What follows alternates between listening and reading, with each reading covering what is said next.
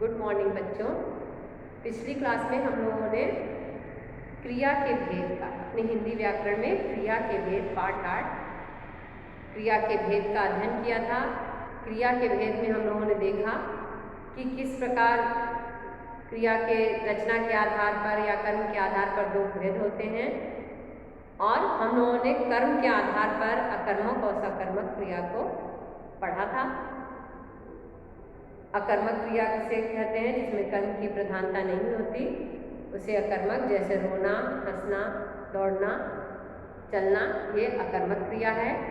सकर्मक क्रिया जिसमें कर्म की प्रधानता, जैसे काटना, खाना, पीना, ये सारे अकर्मक क्रिया है। और अब सकर्मक क्रिया है। सकर्मक क्रिया के भी दो भेद हैं, एक कर्मक और द्विकर्मक। जिसमें एक कर्म होता है, जैसे मोहन खाना खा रहा है या मोहन अखबार पढ़ रहा है, उसे एक कर्मक कहते हैं। और जिसमें दो कर्म दिखता है उसे द्विकर्मक क्रिया कहते हैं। आज हम लोग अब क्रिया के दूसरे भेद में प्रयोग या संरचना के आधार पर जो क्रिया के भेद होते हैं उसको हम लोग पढ़ेंगे। तो प्रयोग या संरचना के आधार पर बच्चों क्रिया के कितने 5 भेद होते हैं। देखिए यहाँ पे लिखा है नाम धातु संयुक्त क्रिया, नाम धातु क्रिया, प्रेरणार्थक क्रिया, पूर्वकालिक क्रिया और सामान्य। ये सारी क्रियाओं के नाम हैं। सामान्य क्रिया, संयुक्त क्रिया, नाम धातु क्रिया, प्रेरणार्थक क्रिया और पूर्वकालिक क्रिया। ठीक है, पूर्वकालिक क्रिया, ये सारी क्रिया के भेद हैं। नाम धातु क्रिया, पहला है नाम धातु क्रिया या नाम धातु क्रिया किसे कहते हैं? तो नाम धातु जैसे किसी संज्ञा, सर्वनाम, क्रिया जो है, कुछ क्रियाएं संज्ञा, सर्वनाम, विशेषण आदि से बनती है।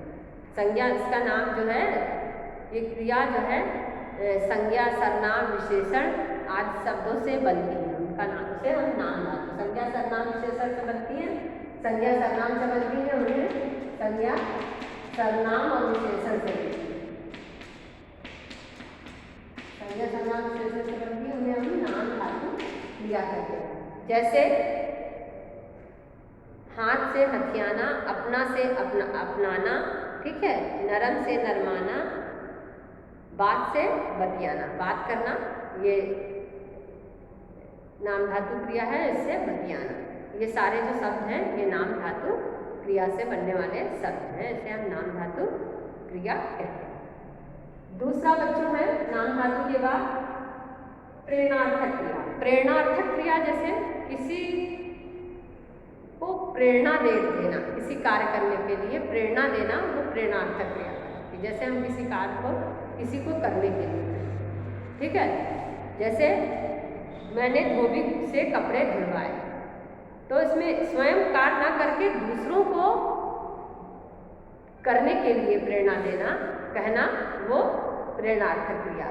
तो जैसे मैंने कपड़े, धोबी से कपड़े धुलवाए, डॉक्टर ने रोगी को दवा पिलाई, उसने माली से गुलदस्ता मंगवाया और मैंने उससे यह बात पूछवाई। क्रिया के जिस रूप से यह पता चले कि कर्ता स्वयं कार्य न करके किसी दूसरे को कार्य करने के लिए प्रेरित कर रहा है, स्वयं ना करके किसी दूसरे को प्रेरित कर रहा है, उसे हम प्रेरणार्थक, जैसा प्रेरणार्थक क्रिया से भी पता है कि प्रेरित कर रहा है, दूसरे को प्रेरित करना, ठीक है। जैसे माँ ने धोबी से कपड़े धुलवाए, धोबी को कपड़ा धुलवाने के लिए प्रेरित किया। धोबी से कपड़े धुलवाए यानी धोबी को कपड़े धुलवाने के लिए प्रेरित किया। यहाँ पर प्रेरणा दी, धोबी कपड़े धोने के लिए प्रेरित किया, तो यहाँ प्रेरणार्थक क्रिया। तो जिस कार्य में कर्ता स्वयं कार्य न करके दूसरे को प्रेरणा देता है, उसे हम प्रेरणार्थक क्रिया कहते हैं, ठीक है। तीसरा है पूर्वकालिक क्रिया। पूर्वकालिक क्रिया, जिस क्रिया का पूरा होना वाक्य की मुख्य क्रिया के पूरे होने से पूर्व पाया जाए। जो मुख्य क्रिया है उससे पहले पूरी हो, होने से पाया जाए उससे पूर्वकालिक क्रिया कहते हैं। जैसे मुख्य क्रिया से पूर्व, देखिए अब इसको मैं इरेज कर रही हूँ आपको समझाने के लिए, देखेंगे।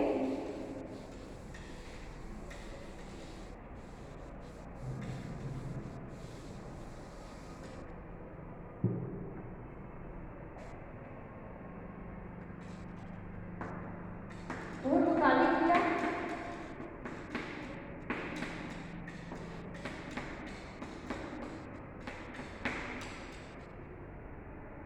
जैसे उदाहरण है कि पूर्वकालिक क्रिया पूरा होना, पूर्वकालिक क्रिया में कार्य का पूरा होना मुख्य क्रिया के पूरे होने से पूर्व पाया जाए। मुख्य क्रिया से पूरे होने से पूर्व, जैसे इसे पूर्वकालिक क्रिया कहते हैं। जैसे कार्य का पूरा होना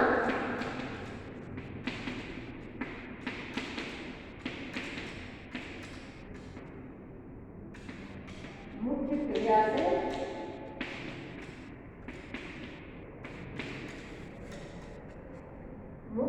से पूर्व पाया जाए।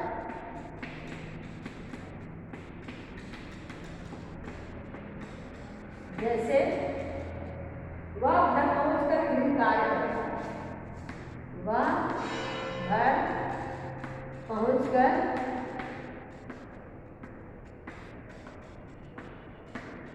गृह कार्य करेगा। ठीक है, वह घर पहुंचकर गृह कार्य करेगा। तो यहाँ पर कार्य का पूरा होना, मतलब गृह कार्य करना मुख्य क्रिया से पूर्व पाया जाता है।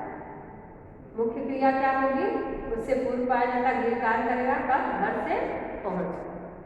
यहाँ पर यह मुख्य क्रिया हुई। नेक्स्ट है कक्षा में पहुंचकर सब छात्र बैठ गए। कक्षा में पहुंचकर कार्य का पूरा होना, पहुंचना, गृह कार्य किया, या छात्र पहुंचकर कक्षा में बैठ गए। यहाँ पर कार्य का होना माना जाता है। देखिए, वह घर पहुंचकर गृह कार्य का पूरा होना मुख्य क्रिया से पूर्व पाया जाए तो वह घर पहुंचकर गृह कार्य करेगा। तो कार्य का पूरा होना गृह कार्य करेगा, पूर्व क्रिया से मुख्य क्रिया से पूर्व पाया जाएगा, पहुंचकर। ठीक है, पढ़कर, कर लगा करके, धातु में जो कर लगा करके ये जो पूर्वकालिक क्रिया की रचना होती है। जैसे कर लगाना, धातु में कर लगा दिया, पहुंचना, पहुंच कर, पढ़ कर, ये पूर्वकालिक क्रिया होगी। ठीक है, पूर्वकालिक यानी पूर्व में हुई, पहुंचकर गृह कार्य। पहले पूर्वकालिक क्रिया हुई कि पहले पहुंचेगा फिर गृह कार्य करेगा। सौम्या पढ़कर पहले पढ़ेगी, उसके बाद पढ़कर फिर सोएगी। तो पूर्वकालिक क्रिया धातु में कर लगा करके पूर्वकालिक क्रिया होती है। कार्य का पूरा होना मुख्य क्रिया से पूर्व पाया जाता है। ठीक है, उसे पूर्वकालिक क्रिया कहते हैं। नेक्स्ट है, देखिए हम लोग संयुक्त क्रिया। संयुक्त क्रिया किसे कहते हैं कि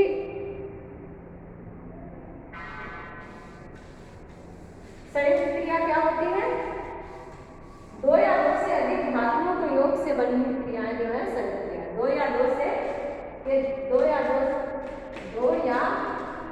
संयुक्त क्रिया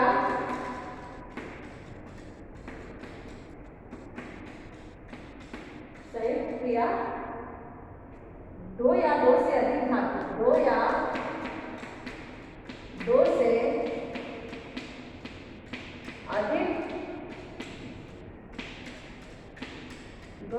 से अधिक धातुओं के योग से बनी, धातुओं के योग से बनी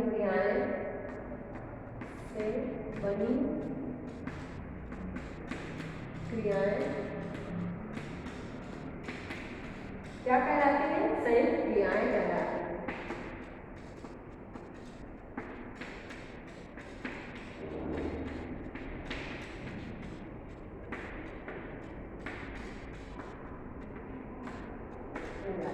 जैसे छात्र विद्यालय में प्रवेश कर रहे हैं, छात्र विद्यालय में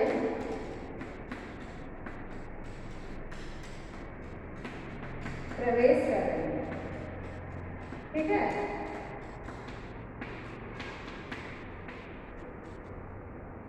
या उसने पुस्तक पढ़ ली,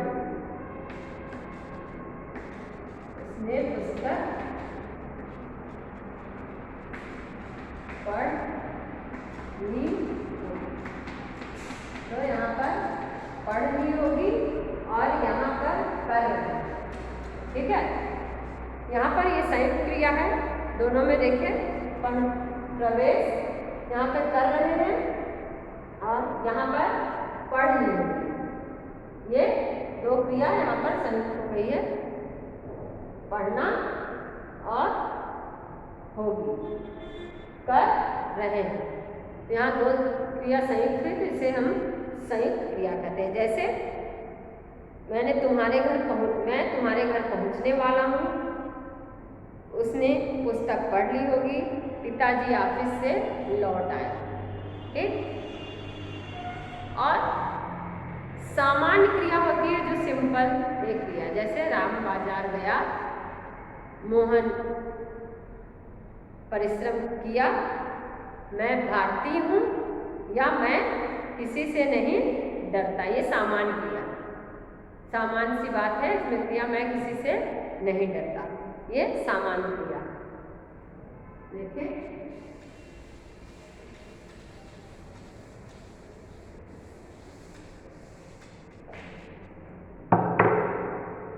सामान्य क्रिया,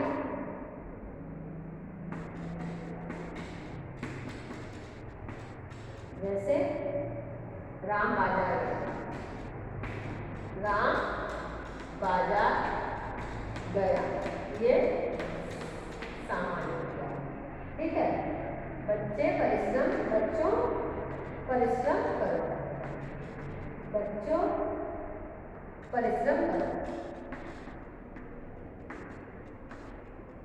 परिश्रम करो, ये यहाँ पे सामान्य क्रिया है, इसे हम सामान्य क्रिया। सामान्य क्रिया जब वाक्य में एक ही क्रिया का प्रयोग हो वह सामान्य क्रिया। बच्चों परिश्रम करो, राम बाजार गया, एक ही क्रिया, कहाँ गया, बाजार गया, बाजार गया, परिश्रम करो, यहाँ एक ही क्रिया है, इसलिए सामान्य क्रिया। बच्चों, हम लोग पाठ में आज रचना संरचना के आधार पर क्रिया के 5 भेद देखें। सामान्य क्रिया, संयुक्त क्रिया, पूर्वकालिक क्रिया, प्रेरणार्थक क्रिया, ये सारी क्रिया नाम धातु क्रिया, ये सारे 5 भेदों का अध्ययन किया। बच्चों, पाठ के मुख्य बिंदु क्या हैं, अब इसको हम लोग देखेंगे। पाठ में देखिए मुख्य बिंदु क्या है, इसमें हम पाठ में प्रस्तुत पाठ में हम लोगों ने क्या क्या पढ़ा। जिन शब्दों से किसी कार्य के होने या किए जाने का या किसी वस्तु की स्थिति का या किसी घटना के घटित होने का बोध हो, उसे हम क्रिया कहते हैं।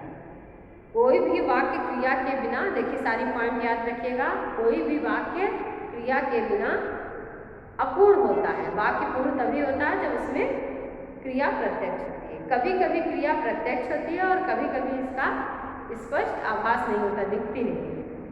क्रिया शब्द क्या होते हैं, विकारी होते हैं। विकारी यानी विकार, क्रिया के द्वारा ही हम उसमें लिंग वचन कारक में परिवर्तन लाते हैं। क्रिया के विकारी होने का कारण है कि लिंग वचन कारक के कारण जो है रूप बदल जाता है। जैसे लिंग अगर लड़का है तो रहा है होगा, पढ़ रहा है, लड़की है तो रही है। ठीक है, वाक्य में क्रिया कभी एक शब्द की होती है और कभी अनेक शब्द, कभी एक शब्द की क्रिया होती है और कभी अनेक शब्दों की। जरूरी नहीं है कि हमेशा एक ही शब्द की क्रिया हो। ठीक है, क्रिया कभी एक शब्द की होती है और कभी अनेक शब्द की। फिर नेक्स्ट है, जब वाक्य में कर्ता विभक्ति चिन्ह के बिना आता है तो क्रिया कर्ता के अनुसार होती है।